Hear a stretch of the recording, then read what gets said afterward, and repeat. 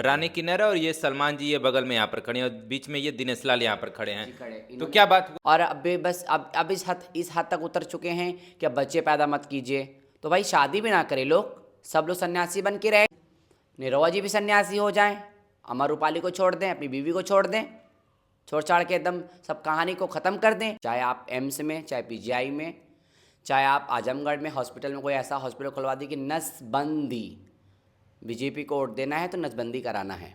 और हम ये कहते हैं, मोदी जी योगी जी से कहते हैं कि थोड़ा इसको सुबह शाम इसको ज़रा राजनीति का क्लास दिया करिए नहीं तो ये पूरी नैया डुबा देगा आपकी उत्तर प्रदेश की। निरहुआ इस पर ही अटल रहना, शादी नहीं कराना किसी की, ठीक है। मोदी योगी जी को प्रपोजल लिख के दे दो कि जितने बीजेपी के नेता कोई शादी नहीं करेगा जो अभी कुंवारे हैं, और जिन्होंने शादी कर ली अपनी बीवी को डिवोर्स दे दे। जनसंख्या बढ़ा रहे हो, वो बेरोजगारी बढ़ रही है, तो उसको रोकने का प्रयास तो मोदी जी कर रहे हैं, सरकार कर रही है। और जब वो नियम लेके आना चाहती है कि आप कम बच्चा पैदा करो, 2 ही बच्चा पैदा करो, तुम कह रहे हो कि तुम खुद बेरोजगार हो और 8 और बेरोजगार पैदा कर दे रहे हो, क्यों? खुद तुमको अपना पेट पालने नहीं हो रहा है, तुम कह रहे हो कि हम बेरोजगार हैं। तो आप बेरोजगार हो तो एक बार भी सोच रहे हो कि 8 बेरोजगार और क्यों पैदा कर रहे हो? मोदी जी ने तो रोक दिया। एक भी बच्चा है मोदी जी का?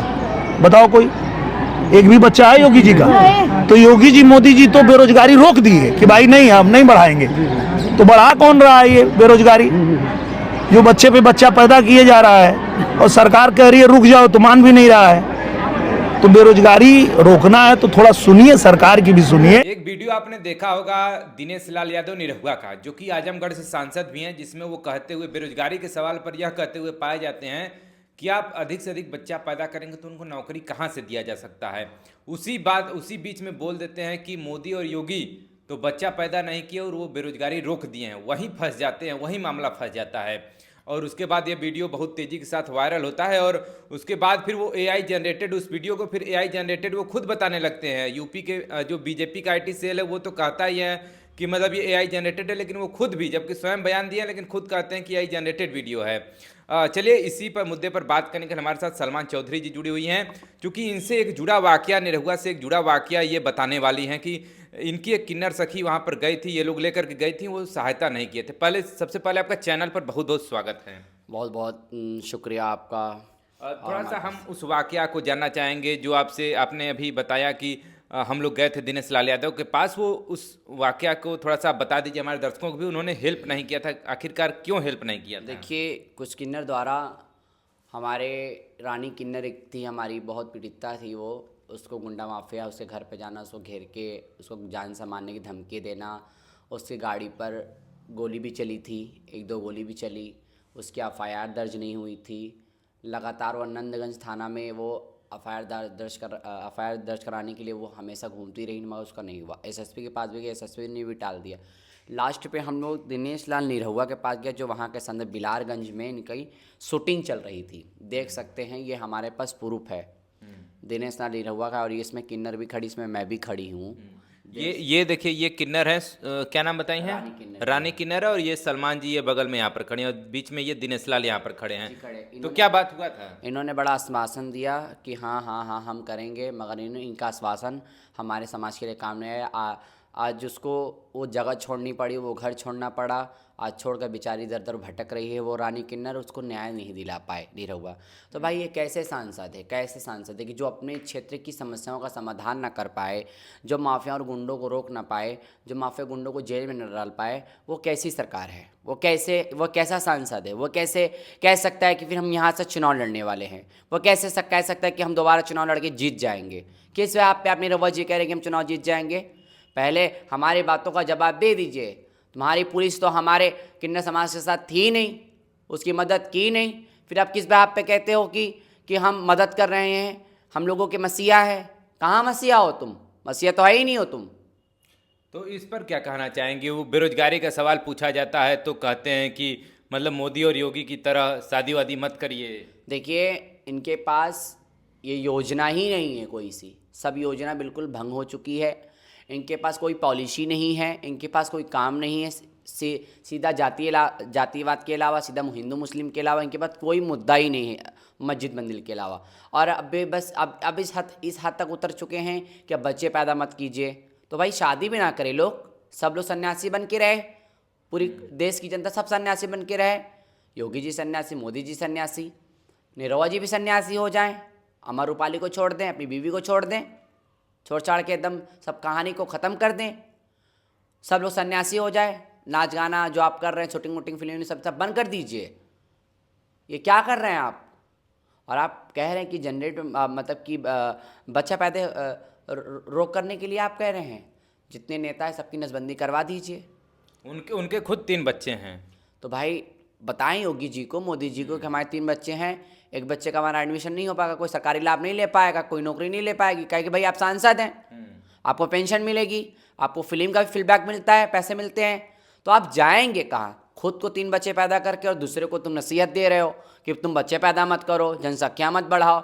ये कहो कि हमारे पे जनरेशन, हमारे पे कोई पॉलिसी नहीं है, हमारे पास कोई सुविधाएं नहीं हैं, हमारी सरकार काम नहीं करना चाहती, हमारी सरकार बेगर जातिवाद कोई मुद्दा नहीं बनाना चाहती, कोई पॉलिसी नहीं बनाती है वो। एक और आपको बात बता दें कि जब ये वीडियो जब वायरल होता है ट्विटर पे, तो उसके बाद जो इनके बीजेपी आईटी सेल के हेड हैं अमित मालवीय, वो कहते हैं कि एआई जनरेटेड है। वहाँ तक तो ठीक था, फिर निरहुआ स्वयं भी कहते हैं कि AI generated, artificial intelligence generated ये वीडियो बनाया गया है। देखिए आर्टिफिशियल जो चीज़ें हैं, पहले वो खुद में एक उंगली सामने वाले के पहले उठाने से पहले वो खुद को गिरबान अपने झाँक के देख ले कि अपने में कितनी कमी है, दूसरों को ये ना देखे। और रही ये सवाल कि बच्चे पैदा करने की, तो हम यही कहते हैं, संसद में जितने लोग बैठे हुए हैं, जितने मंत्री हैं, जितने नेता हैं, जितने कार्यकर्ता हैं, सबकी नसबंदी करवा दीजिए आप। चाहे आप एम्स में, चाहे पीजीआई में, चाहे आप आजमगढ़ में हॉस्पिटल में कोई ऐसा हॉस्पिटल खुलवा दी कि नसबंदी, बीजेपी को वोट देना है तो नसबंदी कराना है, ये करा सकते हैं। ये सीधा सीधा सवाल है निरहुआ जी। अरे यार कैसी बात करते हो यार, पढ़े लिखे हो कि नहीं यार, तुम क्या बकलोली करते हो यार, कुछ भी बोल दोगे यार।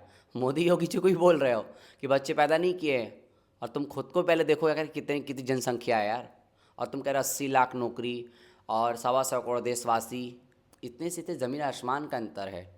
ये सांसद पढ़ा लिखा है ही नहीं है। और आजमगढ़ की जनता से बस इतना ही निवेदन है कि देख लो तुम्हारा सांसद कैसे बात करता है, कैसे तुम्हारी इज्जत कहाँ से कहाँ तक तुम्हारी इज्जत जा रही है, बिल्कुल ये ठीक नहीं है।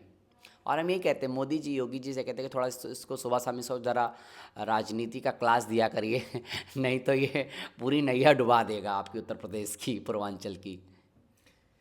चलिए आप देख पा रहे हैं कि दिनेश लाल यादव निरहुआ, बात तो उन्होंने स्टार्टिंग बहुत सही कहा था कि मतलब कंट्रोल करिए जनसंख्या पे, हम दो हमारे दो का नारा जैसा सरकार देता है वो भी दें, लेकिन वो वहाँ पर करके फंस जाते हैं बात की जो शादी वाली बात। देखिए हम दो हमारे दो, ये सीधा सीधा निरहुआ ने जो कहा है वो मुस्लिमों को टारगेट किया है और किसी को नहीं। भाई मुस्लिमों में बच्चे पैदा करते हैं, 2 करते, 3, 4, 5, 6 करते, मगर देखिए अब न्याय सिस्टम वो लोग गाइड कर रहे हैं कि लोग 2 बच्चे पैदा कर रहे हैं। भाई इतनी महंगाई है, शिक्षा महंगी, ट्रैवल महंगा, लोग अब कहाँ ज़्यादा बच्चे पैदा कर रहे हैं? क्या इनके बताने से लोग 2 बच्चा पैदा करेंगे?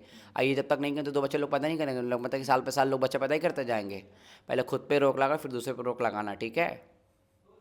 पहले अपने गिरेबान में झाँक। हाँ, अपने को नसीहत, दूसरे को फजीयत। ये तो यही नेता है ना, ये क्या करेगा? तो भाई ये तुम्हारे कोई ज़रा सा सर्वे करा लो अपने आजमगढ़ क्षेत्र में किसके कितने बच्चे हैं, वो बच्चे कहाँ जाएंगे? पाकिस्तान भेजोगे क्या? हाँ भाई बताओ। चलिए देखिए, कहना यही है कि बच्चे तो ठीक है, लेकिन आप जो नसीहत दे रहे हैं ऐसा लगता है कि आप शादी करने से ही मना कर रहे हैं लोगों को। जिस प्रकार से ये मना कर रहे हैं कि मोदी योगी बेरोजगारी रोक दिया, वैसे लगता है कि आपको शादी करना ही नहीं चाहिए किसी व्यक्ति को। तो निरहुआ तलाक दे दे अपनी बीवी को, क्यों रखा है साथ में? तलाक दे दे उसको, और अपने बच्चों को भी, जो बच्चे हैं उससे कहें बेटा तुम शादी मत करना, बस सन्यासी जीवन जियो। मैंने पहले शुरुआत में कहा कि सब लोग सन्यासी हो जाओ, शादी ब्याह मत करो, बच्चे पैदा मत करो, सब सन्यासी हो जाओ। और जितने बीजेपी में सब लोग जा रहे हो सारे सन्यासी हो, और शादी मत करना। निरहुआ इस पर ही अटल रहना, शादी नहीं कराना किसी की, ठीक है? मोदी योगी जी को प्रपोजल लिख के दे दो कि जितने बीजेपी के नेता कोई शादी नहीं करेगा जो अभी कुंवारे हैं, और जिन्होंने शादी कर लो अपनी बीवी को डिवोर्स दे दे। चलिए इस मुद्दे पर आपकी क्या राय है कमेंट करके ज़रूर बताइएगा। और जहाँ तक मुझे लगता है वो तो ठीक था, लेकिन जो लास्ट वाली बात करके वहाँ पर वो फंस जाते हैं। कहीं ना कहीं बहुत चर्चा का इसमें विषय भी बने हुए हैं, और यहाँ तक तो भी ठीक था, लेकिन जब उस बात को फिर हड़काना कि तुम्हारे ऊपर FIR हो जाएगा। जो व्यक्ति ने इस वीडियो को शूट किया था और सोशल मीडिया प्लेटफॉर्म पे वो काफ़ी एक्टिव रहते हैं, गाजीपुर से बिलोंग करते हैं, सोल यूपी हिंदी चैनल का नाम है, और संतोष कुशवाहा जी हमारे साथ MP चुनाव विधानसभा भी हम लोग कवर करने गए थे, और उनके ऊपर FIR की धमकी भी दी जाती है। आप स्वयं उस चीज़ को बोलते हैं फिर धमकी भी देते हैं। तो चलिए इस वीडियो के बारे में आप क्या सोचते हैं कमेंट करके जरूर बताइएगा, और आजमगढ़ की जनता निरहुआ के लिए क्या सोचती है वो भी कमेंट करके जरूर बताइएगा। फिलहाल मिलते हैं किसी और नए वीडियो के साथ। Thanks for watching this video.